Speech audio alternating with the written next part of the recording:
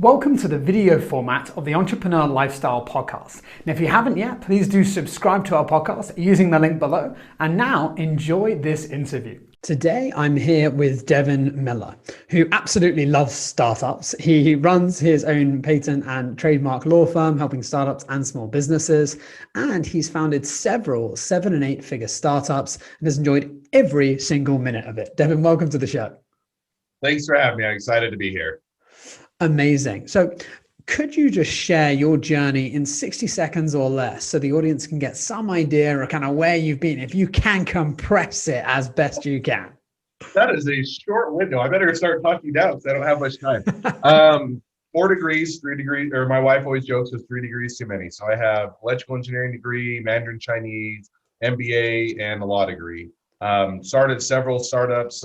First one I started was an MBA school. So that one's actually now an 8-figure business. It's in the wearables industry. Started out with hydration monitoring. Now it's more into diabetes monitoring. So a lot of the same technologies overlap. Also have done an engineering product development firm and a smaller, just not a 9 or 7 or 8-figure business, but a fun family business, which is custom LDS. So those are all kind of the startups I've done. And then along that, those have always been what I would say, people say is a side hustle. It's really always been the second full-time job. Normal career in quotes, I would say is I've been an intellectual property attorney. So helping a lot of startups and small businesses with patents and trademarks. So I started with working with top 100 law firms here in the US before I decided to start my own law firm where I focus on startups and small businesses, which is Miller IP Law. So I think that was close to 60 seconds. Oh, brilliant. Absolutely nailed it. There is so much to unpack there. So I'd like to start off with your business experience of taking multiple businesses to 7, 8 figures, because I think it's a challenge to just do it once, but you've obviously done it multiple times. And I'm curious, what are the kind of key steps and the key stages that you think people miss that prevent them from going from solopreneur, multiple 6 figures to then scaling up to 7, 8 figures and beyond? Yeah, and I'd say every business is different. I mean, even the businesses I've done, everyone is different, but I think there are a few commonalities. One is I'm probably the quintessential entrepreneur that has 5 ideas before I even have breakfast, another 20 throughout the day, and another 5 when I get home. And 95% of those ideas are really bad ideas that will never go anywhere, but I'm excited about every one of them. So I think that one of the things to do is slow down the process a little bit on the front end to take some time to actually convince yourself that it's a good business. So that's where, I usually have a rule, and my rule is pretty simple. I'll write the idea down if I'm excited about it, on a sticky note, put it on my desk, wait a week, come back, pick it up, see if I'm still excited about it. If I am, then it's at least worthwhile to continue to explore. And then I'll get a plan together. And I think that, now inevitably that plan changes, we pivot, we adjust, and things never go according to plan. But the plan is more of, let's figure out where I think the business opportunity is, how we're going to be different, how we're going to tackle some marketing and sales and product development and bringing something to market, and how we're going to differentiate, how we're going to reach clients. All of those things are at least an exercise to convince myself that there is an opportunity here that I am able to explore or is worthwhile to explore. So those are kind of a couple things. The last thing, and then I'll take a break, is, I think when you always hear the old adage that you should, if you do what you love, you'll never work a day in your life, or some variation of that. And I think that that's kind of half true. In other words, if you do something you love that nobody's willing to pay you for, that nobody's willing to actually, buy from you or anything else, then you can do everything you love. You'll still be working a lot of days in your life because it's not something you're willing to buy. So finding that intersection between what you love and excited about and passionate about, but also that are people that are willing to pay for, I think provides that intersection to where you love and enjoy what you're doing, and you're offering a service or a product that people are loving to. So those are kind of a few things I've learned along the way. The last thing I'd probably say is building a good team around yourself, whether it's mentors, whether it's, good employees, whether it's co-founders, and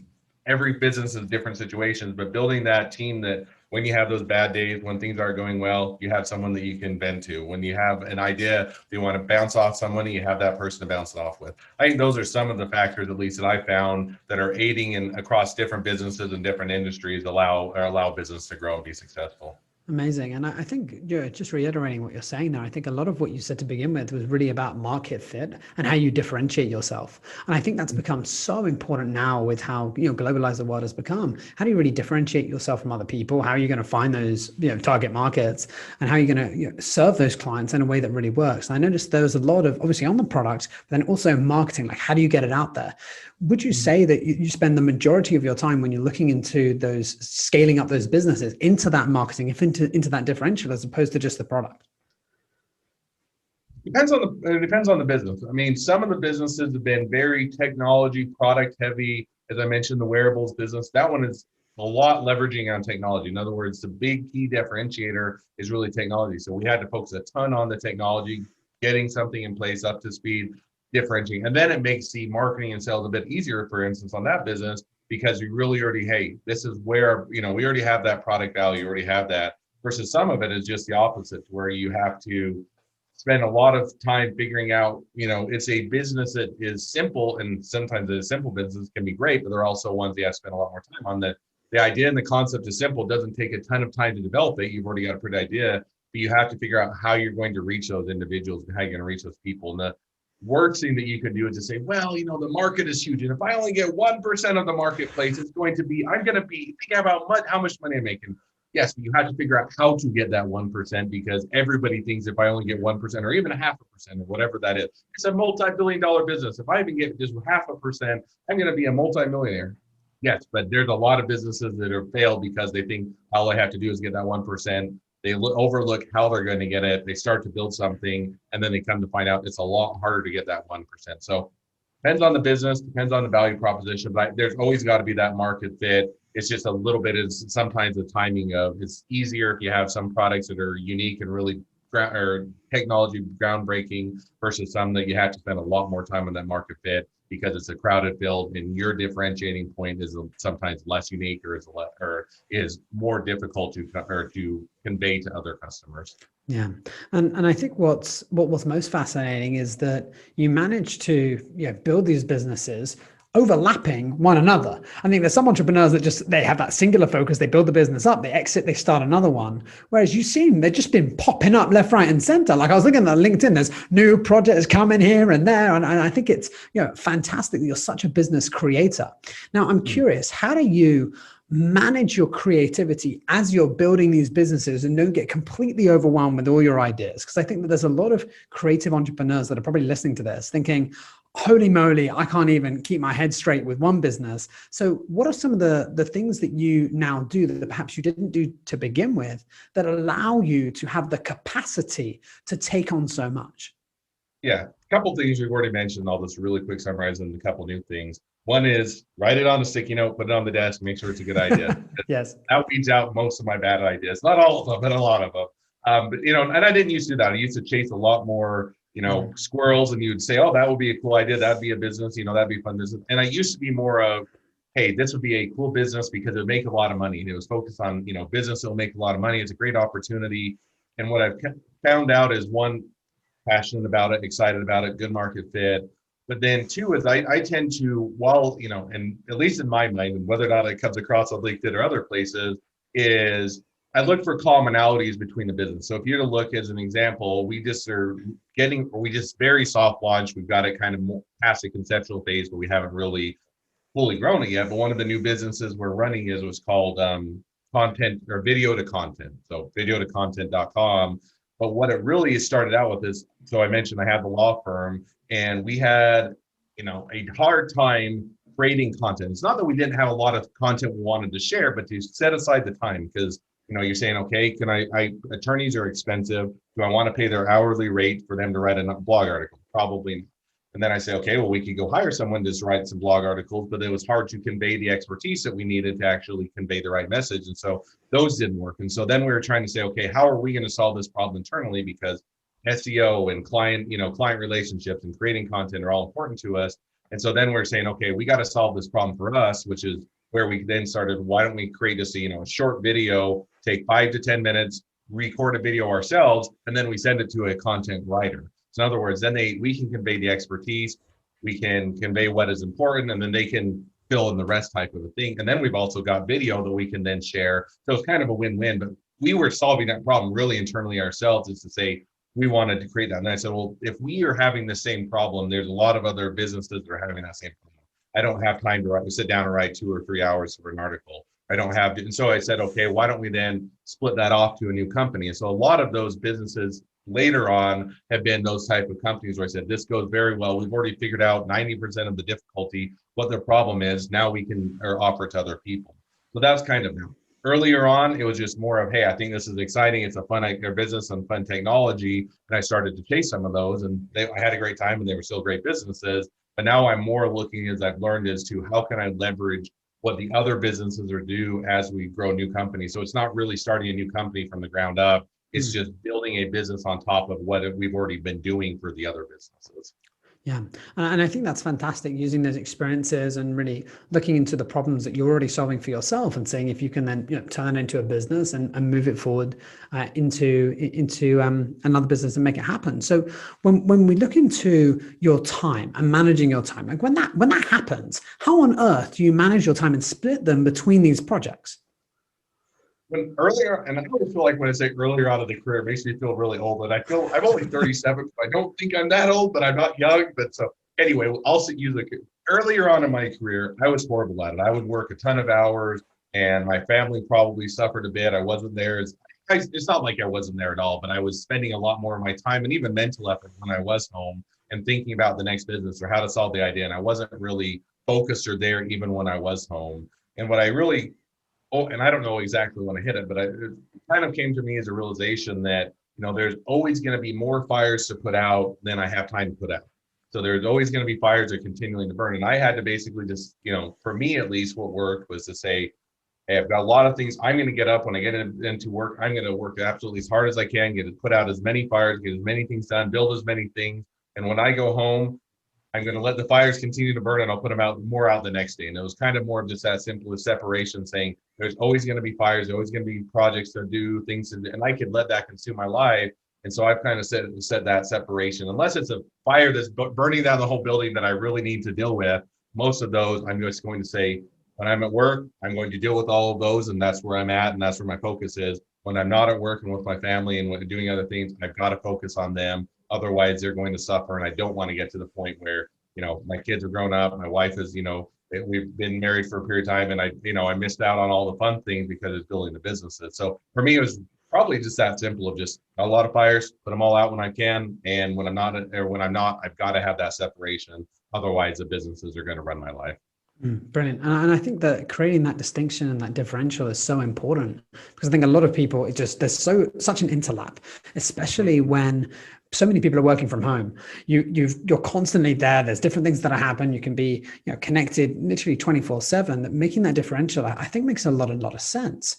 So when you're building these businesses and you're starting to move things forward, how is it that you can manage your personal state and not bring that home? So, for example, you've got fires going out, right, left, right, and center, and literally unreal. And I know that one of the big challenges you had was one of the lawsuits that obviously, completely, took you off guard. Like, how do you then be present for your family and be there whilst this fire is blazing in the background? Yeah, and you bring up, and that was probably, if I were to pinpoint one of the, and I'll self-admit, I did a horrible job when I had that as part of my life.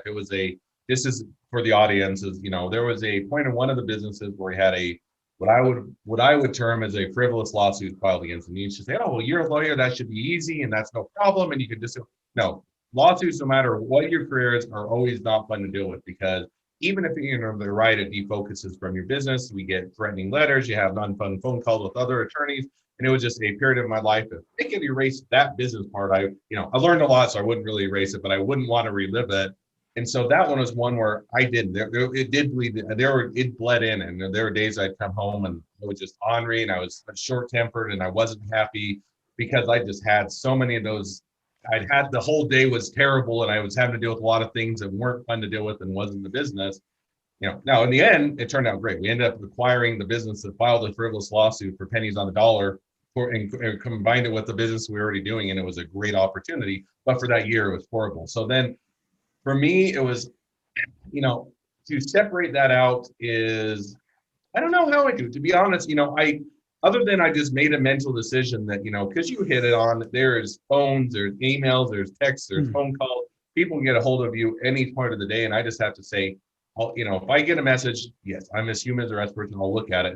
But I'll at least make the rule for me that I have to, unless it's something that is building is burning down, I'm going to do it. Now, one of the easy things that I found is, at least for emails, for me, I use Outlook and use it on my phone. You can push it there, I think it's right swipe, but it goes to snooze. In other words, it gets out of my inbox. And if it's out of my inbox, out of sight, out of mind. And so I say, okay, anything that I'm going to deal with tomorrow. Now, when I get into work and they all come crashing in, I have a lot to deal with. But at least when I'm away, I'm not having to deal with them in my inbox. It's not that constant reminder. And so a lot of things I've kind of set systems in place that I separate those out, that I can not have them staring me in the face while I'm home, so they don't continually reminder that I have something to do. And I say, hey, it's not on my phone. If I can't see it, then I'll worry about it tomorrow.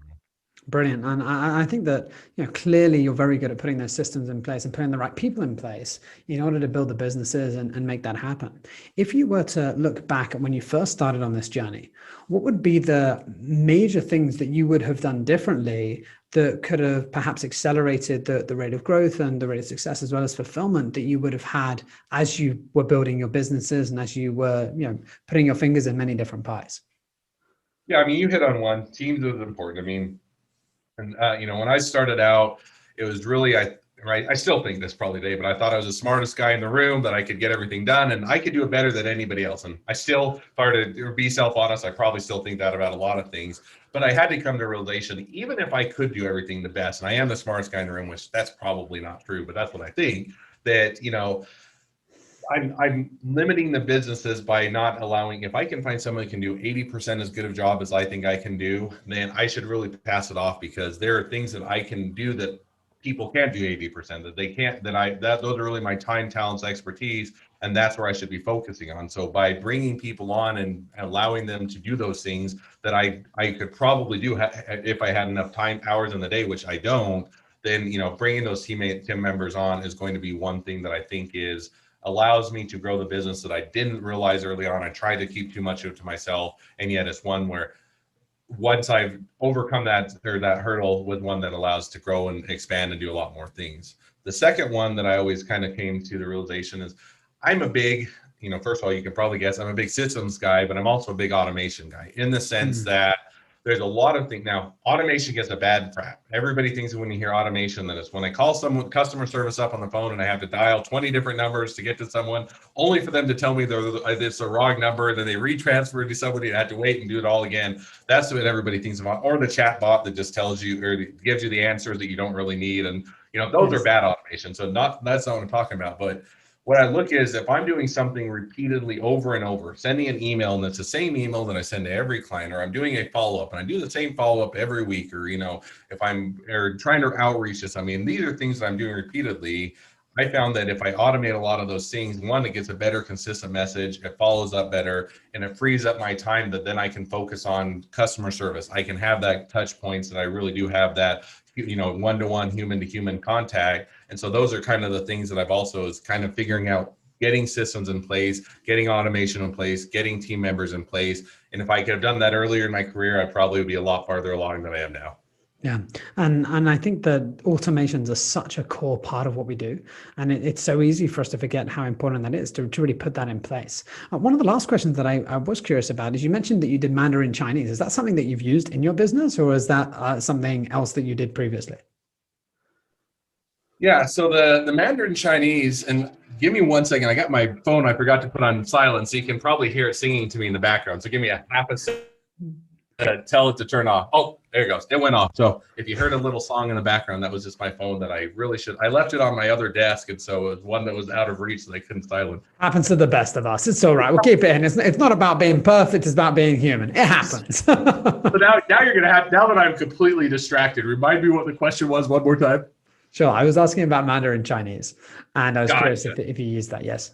Sorry, my brain went to, oh no, I can hear the song in the background. So Mandarin Chinese. So no, that was really, I haven't used it I'd love to use it in my business, but I haven't had as much opportunity to do so. It really started, so I started undergraduate as electrical engineering, and that's what I was studying. And I decided to serve a religious mission for my church. And so I'm a member either Mormon or LDS or Church of Jesus Christ of Latter-day Saints, whichever nickname you may have heard of. But I decided I want to serve a mission for my church. Now, you don't get to choose where you get to go. In other words, you say I'd like to go, and then they decide where you get to go. So I really I didn't even know, if you'd asked me, I didn't know where Taiwan probably was at the time. I was 19 years old at the time. But I said I wanted to serve a mission. So I put in to serve a mission, and I got called to Taiwan, which is Mandarin Chinese speaking, same as mainland China. So that's where I picked it up. And so I started studying that, was doing missionary work, spreading the gospel. And then when I came back, I decided, okay, I put a lot of time and effort into learning this language. Why don't I add it on as a second degree as I'm studying electrical engineering? So that's where I added it on as a second degree. So there's occasionally where I've had it as, hey, that's interesting, or I've had a chance to talk with someone in Chinese, or, communicate or that. But it's really, while I would love to say it was part of the businesses, it really hasn't unfolded to be as much of a leverage point as I'd like. And so that's how it played out. Brilliant. Thank you for sharing. So we're coming towards the end, and I want people to be able to connect with you if they've been inspired and they want to understand more about what you do. What's the best way for people to get in contact with you? Yeah, so I'll give them two ways. One is if they want to reach out to me directly, and we offer what I call strategy meetings, where you can sit down, we'll go, especially on the patents, trademarks kind of business side, we'll chat through what you have going on, if we can help you, kind of what you might be thinking about, and just, basically 50 minutes of free lawyer time to see how, what you might be considering. They can go to strategymeeting.com, all one word, and that links right to my calendar. They can grab some time and we can chat. So strategymeeting.com if they want to reach out to me. If they want to find out more, now, first of all, they can go to LinkedIn. If they want to see my bio, it's probably boring and they wouldn't want to see it all, but they can certainly check me out on LinkedIn. Just Devin Miller. If you were to look at Devin Miller, patent attorney, I'm sure I'm the first one that pops up. But if they want to find out more specifically about Miller IP Law, the business, that, the law firm that I'm doing, they can also go to lawwithmiller.com. So if you want to grab a 101, go to strategymeeting.com. Just want to find out more in general about my firm, go to lawwithmiller.com. Brilliant. Fantastic. And if there was one last thing that you wanted to leave our audience with today, what would that be?